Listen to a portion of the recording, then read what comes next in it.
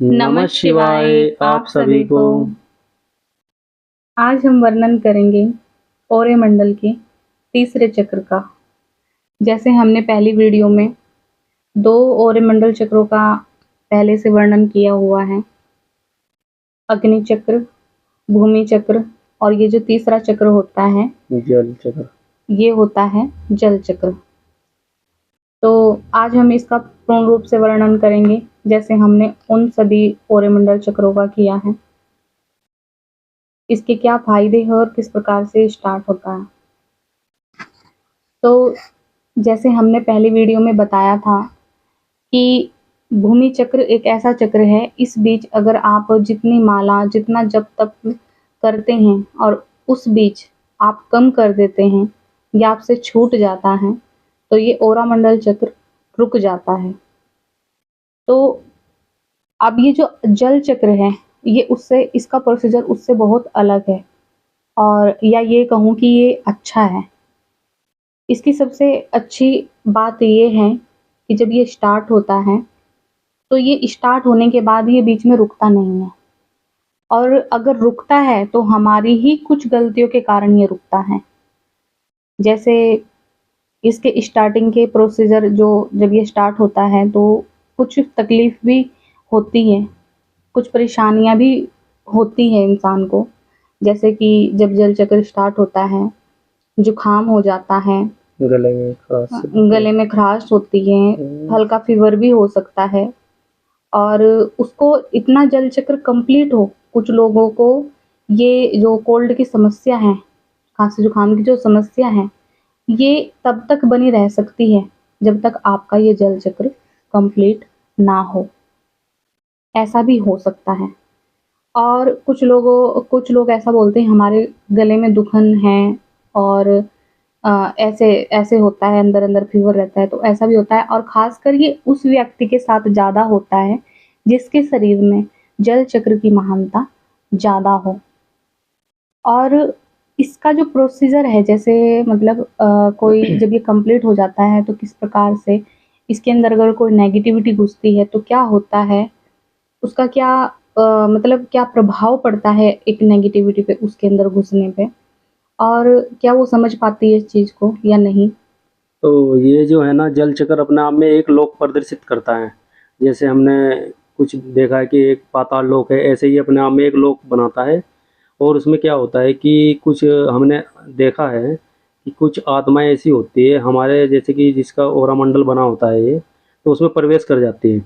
उनको समझ ही नहीं आता कि ये जल चक्र है क्या है, वैसे में घुस जाती है। और मैं एक लोक, जो जल चक्र होता है, मैं अपने आप में एक लोक बनाता है, तो वो उसमें अंदर अपने अंदर समाहित कर लेता है उस आत्मा को, और दूसरे लोक में फेंक देता है, वो ये फंस जाती है। एक तरह से आईना लोक होता है, जैसे एक आईना होता है उसी तरीके से ये आईना द्वार प्रकट करता है। और बहुत ही सूक्ष्म होता है ये, बहुत ही पारदर्शी भी बहुत ज्यादा होता है ये देखने में। इसकी जो पारदर्शिता होती है, वो इतनी इतनी कोमल और इतनी सूक्ष्म होती है कि नेगेटिविटी भी उससे धोखा खा जाती है, समझ नहीं पाती कि हम कहाँ समझ फंस नहीं गए। पाती। कुछ नेगेटिविटी जैसे भूमि चक्र और अग्नि चक्र को जब कंप्लीट कर लेती है, तो वो जल चक्र में ही फंस करके दूसरे ही लोक में पहुंच जाती है, क्योंकि ये एक ऐसा द्वार प्रकट करता है जिसको उनको समझने में, या फिर उस चीज को वो पार ही नहीं कर पाते, क्योंकि वहां से वो कहीं और ही जा चुकी होती है, चाहे वो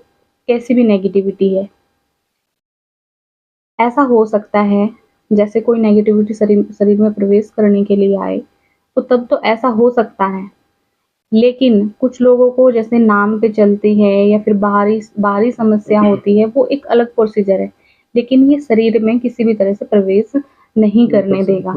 क्योंकि और इसकी एक विशेषता ये भी है कि अगर आपका बीच में जब भी छूट जाता है, जब ये स्टार्ट होता है, जब छूट जाता है या किसी कारणवश कम हो जाता है, तो ये निरंतर अपना प्रोसीजर करता रहता है, चलता रहता है, ये रुकेगा नहीं।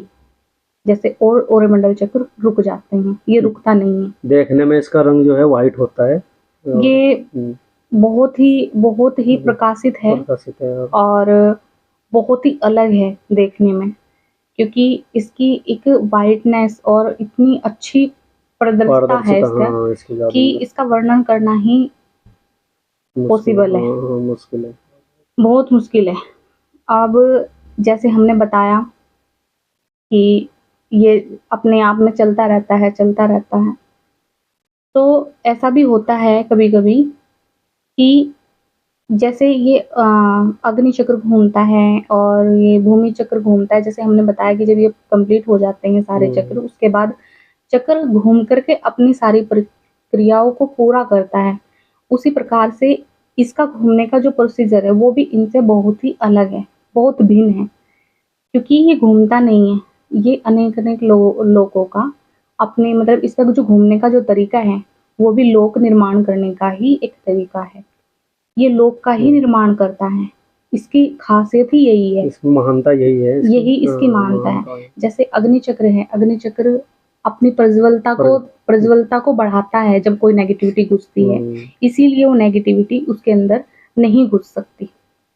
भूमि चक्र है, भूमि चक्र अपनी भूमि की महानता को बढ़ाती है, इसलिए नेगेटिविटी नहीं घुस सकती। वो अपने बवंडर में फंसा लेता है। हाँ, और जो ये जल चक्र है, ये पांचों तत्व चक्र में से एक चक्र ही मतलब एक ऐसा है कि अगर कोई नेगेटिविटी आती है तो दूसरे लोक में फेंक देता है। बाकी और तो सिर्फ उनको रोकती है, घुसने से रोकती है।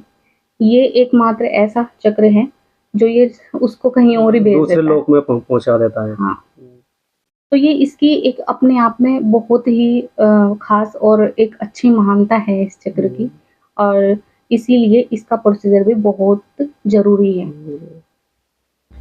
तो ये है जल चक्र का प्रोसीजर। जो और इसमें अगर कभी आपको तपस्या करते हुए कभी इस तरह की समस्या होती है, जैसे साधक हैं जो तपस्या कर रहे हैं, तो विचलित नहीं होना है। अगर जुकाम किसी प्रकार से ठीक नहीं हो रहा है, आप दवाई भी ले रहे हैं, तो खांसी वगैरह हो रही है, तो इसमें थोड़ा सा आपने घबराना नहीं है, क्योंकि जब ये जल चक्र चलता है तो ऐसी समस्या का सामना करना पड़ सकता है। तो विचलित नहीं होना है, आप अपनी तपस्या में लगे रहिए और अपने चक्रों की, अपनी ऊर्जा को बढ़ाइए, जैसे भी गुरुजी आपको रास्ता दिखा रहे हैं। और ये तो हम सभी से बोलते ही हैं कि एक गुरु का होना, एक साधक के लिए एक गुरु का होना बहुत जरूरी है, क्योंकि गुरु एक वो ढाल है एक शिष्य के लिए। हर एक समस्या का समाधान गुरु के पास होता है। गुरु छांव है शिष्य के लिए, क्योंकि गुरु नहीं तो एक साधक कुछ भी नहीं। फिर क्या होता है, अगर बिना गुरु के आप जाप करोगे तो पता नहीं चलेगा कौन सा चक्र एक्टिवेट हो गया, कुछ ब्लॉकेज की वजह से फंस जाती है ऊर्जाएं। कभी-कभी ऐसा भी होता है, कुछ लोग मतलब बोलते हैं कि हमारा बिल्कुल सही चल रहा है, कुछ लोगों की ऊर्जाएं नहीं उठ पाती। तो उसका प्रोसीजर बताने के लिए कौन चाहिए? उसके लिए भी आपको गुरु ही चाहिए। जल तो डिसबैलेंस हो जाता है, सारी कुंडलियों में, तत्वों में, सब में डिसबैलेंस हो जाता है जाप। अब कुछ लोग मतलब बोलते नहीं है इस चीज के लिए, क्या हम गुरु के बिना कर रहे हैं तो क्या हमें प्राप्त नहीं होगा? तुम कर रहे हो, बात अलग है, कर वो तो अपनी अपनी चॉइस है। लेकिन जो आप ऐसे करते हैं, मतलब जो बिना गुरु के करते हैं, आपको उसका 20% ही प्राप्त हो पाता है, या फिर आपको नेगेटिविटी बहुत जल्दी लग जाती है, वायु ऊर्जा घुस जाती है शरीर में, और आपके ओरेमंडल चक्र तो बनेंगे ही नहीं बनेंगे अगर आप गुरु के बिना कर रहे हैं तो। और अगर आप गुरु के सानिध्य में रह करके तपस्या करते हैं तो आपको उसका पूर्ण फल प्राप्त होता है, पूर्ण रूप से आपको मिलता है, स्टेप बाय स्टेप मिलता है, और सब कुछ अच्छे से मिलता है। हाँ। और सबसे मेन बात ये है कि गुरु आपको बताएगा कि आपको आगे क्या करना है, किस प्रोसीजर में आगे बढ़ना है। और सबसे मेन बात ये है मन की शुद्धि, मतलब शुद्ध विचार रखो, अपने शुद्ध विचार गुरु के प्रति रखो। गुरु के प्रति किसी प्रकार का कोई अपने मन में दुविधा ना लाए, अपनी तपस्या पे ध्यान दे। बस यही आप लोगों से हमें कहना था। तो आज के लिए इतना ही।